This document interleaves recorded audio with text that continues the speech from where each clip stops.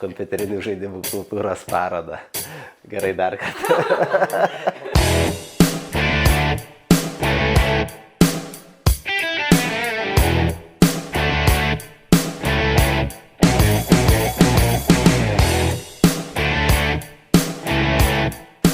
Spalio 30 dieną vykome į Game On kompiuterinių žaidimų kultūros parodą, tokį didelį galingą renginį, prie kurio organizavimo iš dalies prisidėjo ir informatikos fakultetas. Parodoje dominavo, galima sakyti, virtualios realybės kūriniai, tai mes irgi stengiamės parodyti virtualios realybės taikymus, o taip pat taikymus susijusius su Kinect sensoriumi.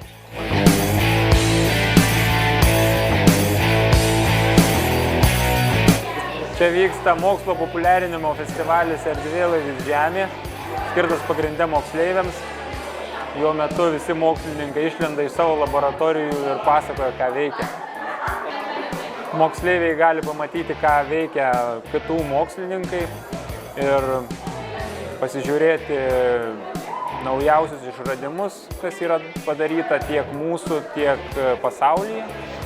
Ir galbūt susidomėję, jie patys panorės veikti kažką panašaus ateityje.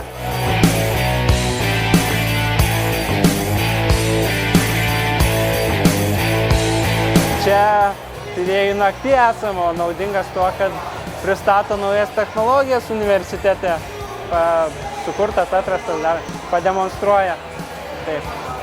Aš manau, iš aplinkinių kiek galima žiūrėti ir iš mano situacijų, tai aš manau, kad tikrai nėra sunku. Tai reikia noro dirbti su tokiais dalykais. Nes mokiniai tai jie nemoka meluoti, jie arba šypsos, arba miega. Ką galiu pasakyti? Tu manęs nejuokink, bus blogas kadras, kai aš juokčiausi. Gintarė visada pykdavo, jeigu juokdavomės.